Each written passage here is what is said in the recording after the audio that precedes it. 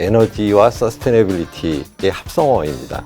전력 산업에 있어서 탄소 중립으로 갈 수 있는 핵심 기술이기 때문에 두산베어스를 얘기하는 게 경우가 굉장히 많습니다. 그래서 그 정직과 투명성 그리고 일에 대한 진정성 이 세 가지는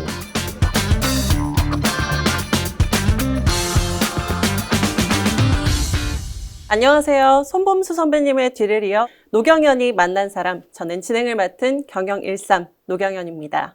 손범수가 만난 사람, 일명 손만사라는 애칭으로 불리면서 많은 동문들의 큰 사랑을 받아왔는데요. 무려 20년간 70여 동문들을 직접 만나 뵙고 또 이야기를 들을 수 있었던 연경 포럼의 간판 코너였죠. 오늘 제가 이렇게 첫 시작을 하게 됐는데 정말 떨리고 긴장이 됩니다. 앞으로 많은 사랑 부탁드리겠습니다. 그럼 노경연이 만난 사람 그 첫 번째 동문을 만나보겠습니다. 안녕하세요. 네, 안녕하세요. 오늘 첫 인터뷰 또 모시게 되어 영광입니다. 네, 감사합니다. 네.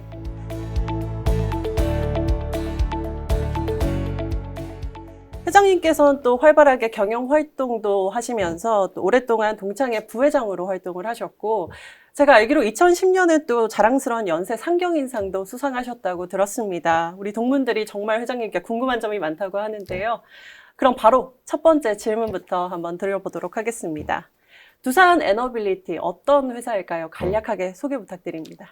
예, 두산 에너빌리티는 1962년에 설립이 됐고 그러면서 1980년대부터 한 20년간 공기업으로 있다가 그 공기업 민영화 정책에 따라서 2001년에 그 두산그룹이 인수를 해서 두산그룹 계열사로 편입이 됐습니다.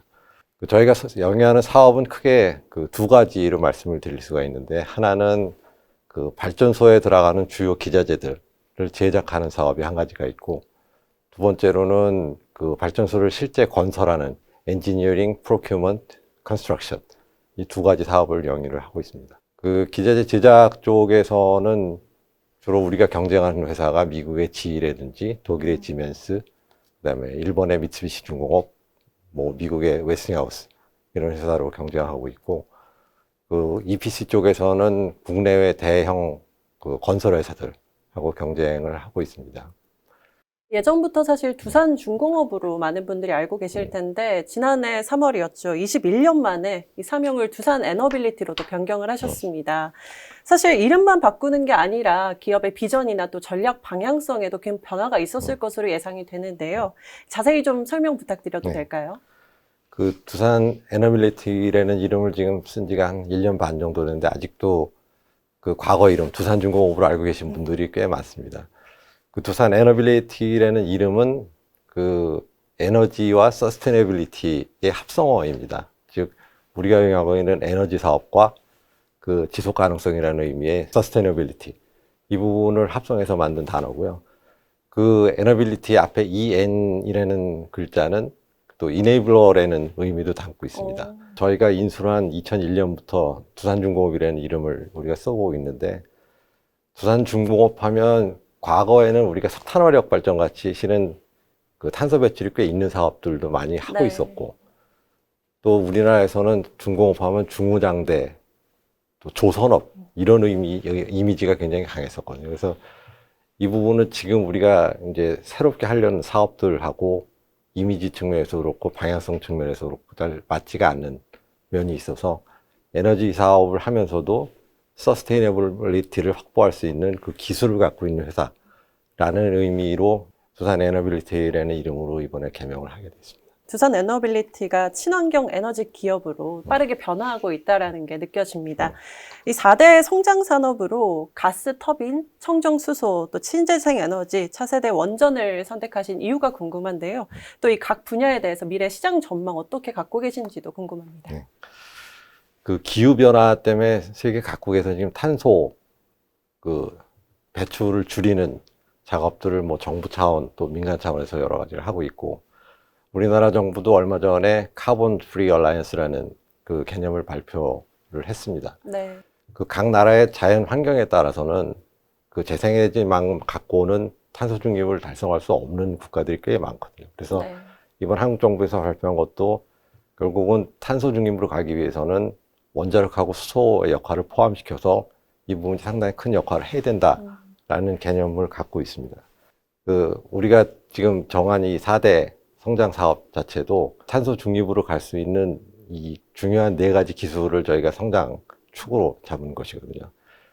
그 4가지가 말씀하신 대로 가스터빈, 그다음에 차세대 원전을 우리가 얘기하고 있는 SMR, 그다음에 해상 풍력 발전기, 그다음에 청정 수소의 생산입니다.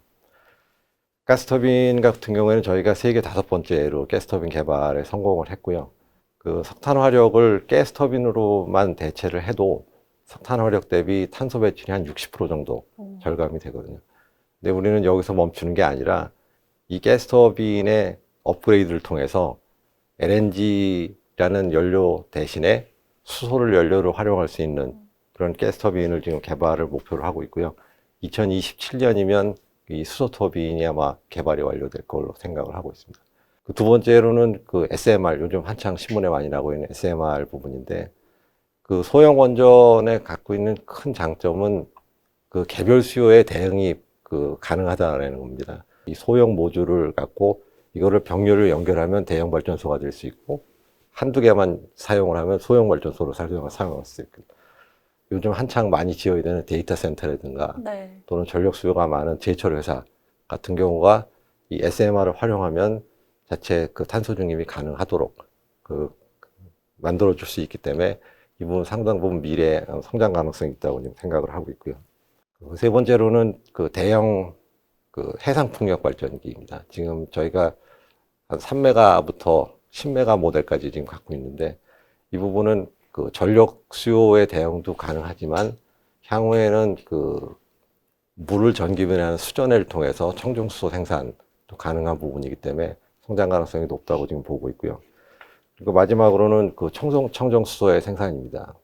지금은 수소 생산을 LNG라는 가스를 개질을 해서 수소를 얻고 있는데, 여기서는 탄소가 배출될 수밖에 없기 때문에 이 부분을 탄소 배출이 전혀 없는 방법으로 수소를 생산하는 것들을 지금 많이 연구들을 하고 있거든요. 그래서 저희도 지금 실제로 제주도에서 실증을 이미 시작을 했고, 또 한수원과 같이 원자력을 통한 청정수 생산, 이 부분도 같이 지금 기술 개발을 진행을 하고 있습니다. 그래서 이 4가지 축이 결국은 전력 산업에 있어서 탄소 중립으로 갈 수 있는 핵심 기술이기 때문에 저희가 4대 성장 사업으로 지금 정하고 추진을 하고 있습니다.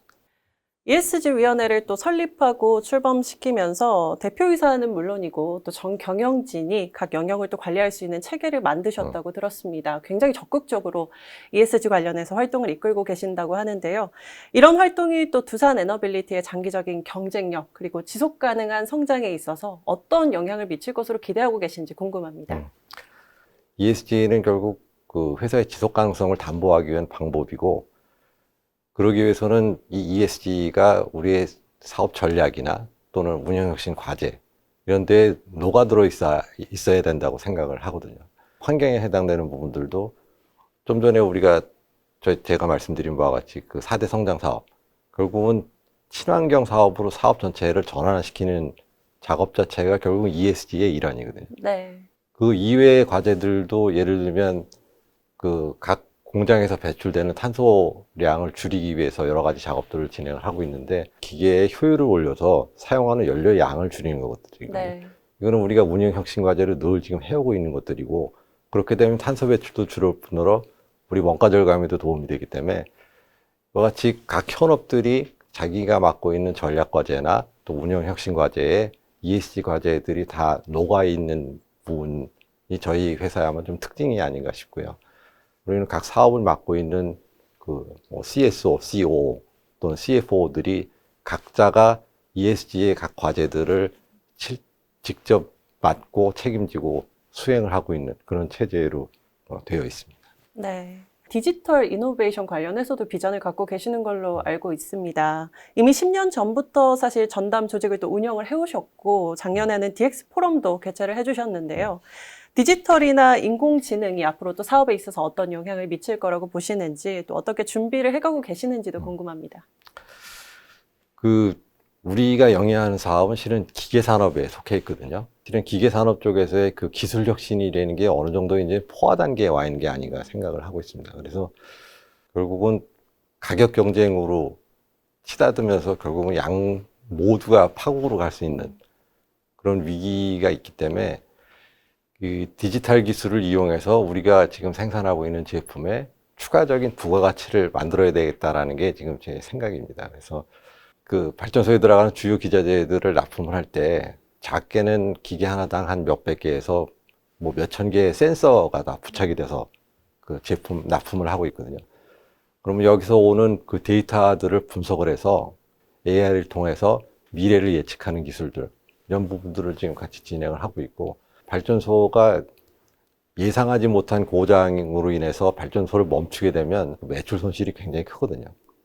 그러니까 고장이 언제 날지 미리 예측을 하고 부품을 준비해서 정비하는 기간을 최대한 줄여주는 게 윈윈이 될 수 있는 새로운 부가가치 한 예가 아닌가 싶습니다. 네, 이번에는 조금 다른 질문을 드려보도록 하겠습니다. 두산 하면 또 두산 베어스를 빼놓을 수가 없잖아요.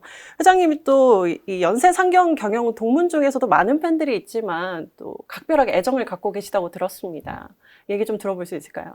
두산 베어스는 1982년도에 그 우리나라 프로야구 원년에 창단된 팀이고, 선대 회장님 때부터 이 지켜오는 원칙 두 가지가, 하나는 그룹이 구단을 지원을 하지만 실은 구단 운영에는 절대 관여하지 않는다라는 원칙이 하나 있습니다.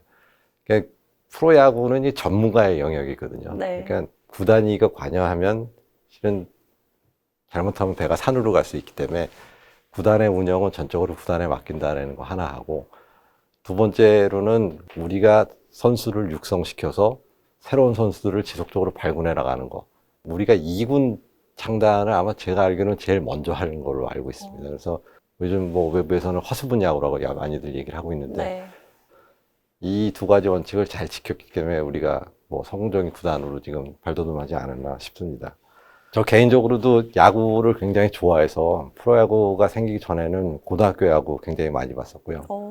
프로야구 생긴 다음에는 그냥 뭐 직관하는 경우도 있고, 뭐 TV 중계를 아마도 제일 많이 보기는 하지만, TV 중계 못 보는 날은 하이라이트로 그래도 꼭 챙겨보거든요. 어떻게 해서든. 네. 네. 왜 구단을 운영하냐라는 말씀들을 많이 하세요. 근데 이게 오히려 소비재가 아니다 보니까 실은 두산일에는 그 브랜드 인지도를 높이는데 두산 베어스가 굉장히 큰 역할을 하고 있고요. 대학생들 대상으로 해서 두산하면 제일 먼저 떠오르는 게 뭡니까? 라고 물어보면 두산 베어스를 얘기하는 게 굉장히 많습니다. 그래서 네. 두산 브랜드 인지도를 높이는데 큰 역할을 하고 있고, 또 하나 큰 역할은 그 두산 그룹 우리 직원 내부 결속력을 다지는 데는 굉장히 큰 역할을 하고 있다고 보고 있습니다. 네. 야구가 정말 중요한 어떤 임무를 수행하고 있다, 이렇게 생각이 듭니다. 벌써 시간이 너무 잘 가는 것 같습니다. 마지막 질문으로 다가왔는데요. 이 연세 상경 또 경영 후배들을 위해서 앞으로 리더십을 갖추기 위해서는 어떤 노력이 필요한지, 훌륭한 리더의 덕목이 무엇인지 한 말씀 부탁드립니다. 그룹의 신입사원들, 또 뭐 신임 팀장, 신임 임원들 교육할 때 늘 하는 얘기가, 그 본인이 업무를 할 때 본인의 위치보다 한 단계 위에 있는 사람의 시각에서 업무를 항상 보라는 얘기를 많이 합니다. 그러니까 뭐 팀원인 경우에는 팀장의 시각에서, 팀장인 경우에는 뭐 임원인 경우에는 사장의 시각에서 자기한테 어떤 업무가 주어졌을 때 이 업무가 어떤 컨텍스트에서 나한테 주어졌는지를 명확하게 알고 전체 그림을 완성하기 위해서는 나한테 주어진 이 업무 이외에 추가로 내가 어떤 것들을 해야 될까를 늘 생각을 하면서 일을 한 사람들이 결국은 굉장히 빨리 성장하고 나중에 리더로 많이 올라가더라고요. 또 한 가지 얘기해 주는 거는 실은 정직과 투명성입니다. 그러니까 자기가 실수 또는 실패했을 때 이거를 인정하고 그 개설할 수 있는 그 용기, 이 부분들을 갖는 게 굉장히 중요하다고 생각하고, 그런 용기를 가지려면 결국은 내가 사람을 대하거나 일을 대할 때 늘 진정성을 갖고 대하라는 얘기를 많이 하거든요. 이 진정성을 갖고 일을 해서 최선을 다했을 때는 자기가 실수를 하더라도 이거를 인정할 수 있는 용기가 생기는데, 그 정직과 투명성, 그리고 일에 대한 진정성, 이 세 가지는 제가 늘 그 직원들한테도 당부를 하는 얘기입니다. 네, 오늘 기업 경영 비전과 또 리더십에 대해서 회장님 말씀을 들어보니까 이 동문 후배로서 너무나 자랑스럽고, 오늘 이렇게 직접 모시게 돼서 정말 영광이었습니다. 두산 에너빌리티의 5년 후 그리고 10년 후가 더욱 기대됩니다. 회장님 오늘 다시 한번 좋은 말씀 감사드리고요. 노경연이 만난 사람, 저는 13경영 노경연이었습니다. 다음 이 시간에 또 뵙겠습니다. 감사합니다. 연상 화이팅! 화이팅!